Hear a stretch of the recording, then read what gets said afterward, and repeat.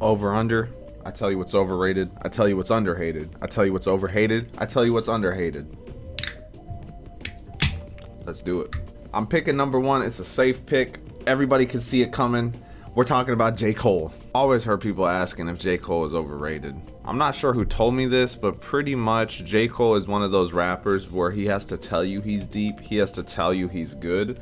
And because of that, I think the layman just gets the shit beat in their head when they're like, oh my gosh, he's so deep. He's talking about these things that he says is so deep, so he must be so deep. And he says he's such a good rapper, so oh my gosh, he must be such a good rapper. They just kind of take his word for it without realizing everything he's done is pretty generic. You'll see so many people, so many talented people. You can find them on YouTube that can just rap. They can freestyle off the top. They make hundreds of songs, hundreds of beats, because he produces too. And they do all this stuff and they go completely unnoticed, right? But then there's people like J. Cole, man, and they play the game right. This dude's favorite rappers, J. Cole's favorite rappers, none of J. Cole fans know who the fuck they are. J. Cole is probably influenced by Gang Starr, Mos Def, Common, all these people, right? Those were probably his influences. Probably inspired by a lot of conscious rappers. If J. Cole fans were really on the wave, they would know like Guru can rap better than J. Cole. So they wouldn't really need to listen to J. Cole since it's just a watered down version of so many other better rappers with bringing nothing to the table other than modern production and modern sound. But if you do not value modernity, then it doesn't matter. So then J. Cole really has nothing. So the verdict of this one is overrated. Next one for my metalheads, bro. We got Anthrax. I think this is overhated, bro. Anthrax is forever overhated. I'm not saying they're the best, right? I'm not saying they're the best out the big four. All I'm saying is this. Their first 3 albums are good. Fistful of Metal, that is a genuine speed metal classique. I don't understand. Are they just not taken seriously enough because of the content, the riffs? Because I feel like a lot of their shit's got riffs. Among the Living's got riffs, bro. Like Fistful of Metal feels like that's the true speed metal. Like that is the heavy metal heads fucking album, right? And then like Among the Living is like that's their Rain and Blood. That's their fucking, they got the riffs, they got the groove, they got the catchiness. Cause like I would probably take Fistful of Metal over Kill 'Em All. I'd damn near take Fistful of Metal over like every Metallica.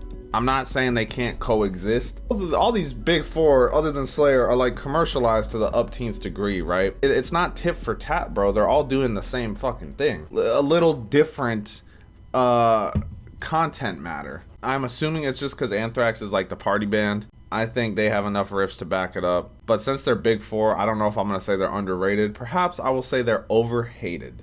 Anthrax is good, bro. Also, SOD is good too. So, all right, we got Madvillainy next. So, imagine my surprise when I'm at Walmart the other day and I see Madvillainy on wax, and then look over to the left a little bit and I see Food on wax at Walmart. When I was a child, Madvillainy was like this elusive thing. If you know, you know type of thing. You know, and it just reminds me how fast things change. Oh, maybe it was just because I was a kid and I didn't understand how big it was. To me, like Doom was like, that's the top of the rap underground. He is hip hop underground numero uno. He is the guy. But even then, he was getting like mainstream numbers. So I don't know if it's just like the selling point of it, where it's like, oh, he's underground, but like in the end of the day, but he's getting mainstream numbers. Anyways, man, the popularity of Madvillainy can't really. It doesn't really hurt. Just with how that album was recorded, all the ideas that went into it, all the things that are being said, strange ways just for existing. This is something more than, you know, a J. Cole. This is something deeper. Oh, but To Pimp a Butterfly, that's the most deepest album of all time. I don't know, Madvillainy pretty much, when it comes to pound for pound, one of the best hip-hop albums, man. There's not many that are better than Madvillainy. It doesn't matter if it's number one at the record store. It doesn't matter if it's number one on a fucking forum, on Reddit, on some stupid-ass kid's top album list. It doesn't really matter. It doesn't change the fact that it is that good. I think the people that don't understand that, I'm just gonna hit them with a Rick and Morty, honestly. They're just too fucking dumb to understand it. I think if you break down the production, there's so much to unpack in the production. There's so much to unpack lyrically. That's why it's one of those albums, like, I could listen to it right now, look at the lyrics and I'm just like, damn, didn't realize he was saying that. Damn, didn't realize he was saying that. Listen to it, damn, didn't realize he was saying that. Many little nuances of it, you know? I think that's why it's just stood the test of time. I don't know if there's much better than that. For just a SP303 and some records from Brazil and records from LA, I'm sure, and just there's so much that was done just in that little project, you know, that turned into something so much bigger. I'm gonna say Madvillainy is not overrated nor underrated. It sits perfectly where it is. It should be that big. It is one of the best albums of all time, period.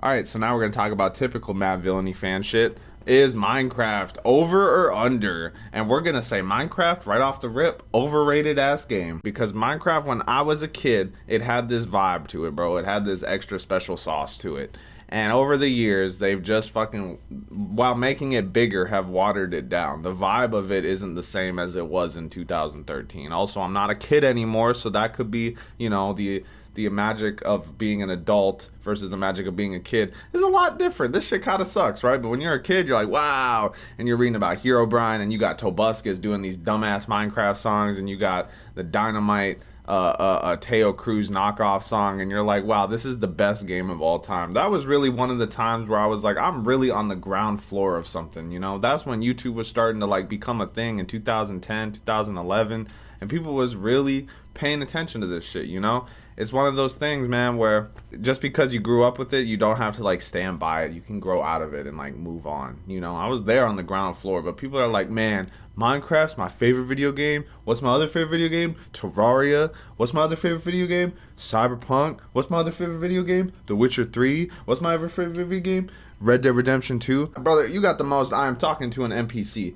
That I can't do it. And Minecraft is on the top of that fucking list, bro. It's the people that don't actually like games. They don't have any history in games. Minecraft might have been their first fucking game. Mind you, these people are older than me. I'm 25. Mind you, these people are older than me, putting Minecraft as their number one. Please, for the love of God, play Final Fantasy X. Please, for the love of God, play Majora's Mask. Play Earthbound. Pokemon Fire Red. Super Mario 64, Ocarina of Time, so many, Chrono Trigger. Like, there's so many better games than Minecraft, but it's just because they don't really fuck with it. I could say the same thing about J Cole fans. They don't really fuck with rap. You know, they don't really fuck with any of this shit. That put Minecraft as number one, man. They don't fuck with video games. They fuck with the social aspect, and they fuck with not having anything to do at night after they get off work. And for that reason, Minecraft is overrated. We got Berserk next. I love Berserk, okay? I love Berserk. I think Berserk, that was one of the pieces of art that really, like, wow, I didn't know how fucked up shit could get. I think the art is amazing. The story is amazing. I haven't read, I think, what was the last one I read? It was like 360 something. I think it's cool that a lot more people are into it. And I do gotta say, I was not on the ground floor for Berserk. I knew about it since I was a kid, because when I was like, I don't know, 14, my cousin was like, hey, check this shit out. This is really fucked up. And he showed me the Eclipse. Wow, that's really neat. Wow, why would you show me this shit? He's like, yeah, they hate this guy. And it's Griffith. Oh my gosh, bro. Why would you show someone that unprovoked? Oh my gosh. There's definitely this weird, subtle, like, dude, this shit is getting really popular. Because I remember it was kind of weird to like Berserk, because it was so, like, fucked up. It wasn't like Dragon Ball where it's like, hey, Goku. Themes that people just don't really get most of the time. Kids, adults, let alone kids, understanding the themes and the fucking shit going on in it. With all that said, man, yeah, it's getting really big.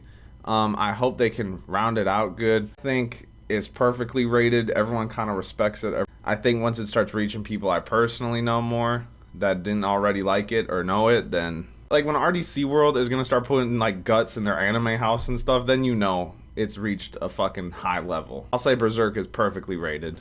Shout out Berserk. Great, great, great. Last one we're going to do is Jujutsu Kaisen and Demon Slayer. There's like this narrative. These new animes, man, they're really fucking good on animation, but man, they're not really story. They're just, where's the writing? There's no writing. Where's the writing? And because there's no writing, boo, I need story. Boo, I need story. You want story?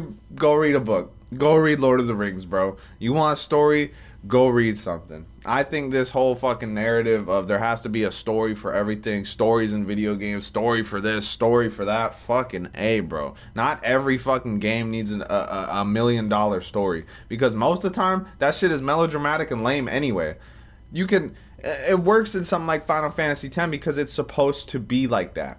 That's the vibe. Also, they were the first fucking people to do that shit. Like Metal Gear Solid, early Final Fantasies, these games were trying to do it first. They were the first ones on the ground floor doing that shit. Makes sense why it would come off a little corny and hunky-dory, right? Came out in fucking 2001. Makes sense. Final Fantasy VII came out in the 90s. These games were on the Nintendo 64 and fucking PS1. Of course it's gonna come off a little ham-fisted. I think people just use this story shit to seem smart, but it comes off as pretentious. And because you see people talking online about how there's no story, you put that into your head and you're like, you're right. There is no story. Fuck this. When in reality, man, the shit looks fucking pretty. Also, it's the same people talking about there's no story in these bitches going and listening to J Cole. The fuck you mean there's no story? That dude's got no story. That shit's boring as fuck.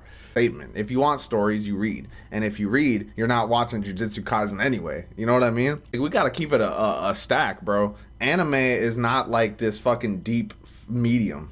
This isn't Kafka. You know what I mean? This isn't anything like that. I understand you might want it to seem like it's more than it is. It's kind of like Rick and Morty. You want it to seem like it's more than it is. But like at the end of the day, man, Smiling Friends fucking walks Rick and Morty. And we don't even gotta talk about it. It's because Smiling Friends is just funny and it's clever. There's no fucking story to it though, but Rick and Morty wants to be pretentious and act like there's this big grand fucking thing. With that being said, I'm gonna say Jujutsu Kaisen and Demon Slayer have limited story, yes. But I think they're decent. And that's gonna wrap it up for the first over and under.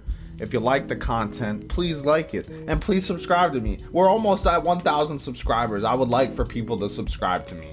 Also, if you want me to do an over and under of what you think I should do, why don't you comment down below? I will put that in the next video. Wouldn't that be neat? But anyways, man, I'm gonna go now. Have a great rest of your day. Bye.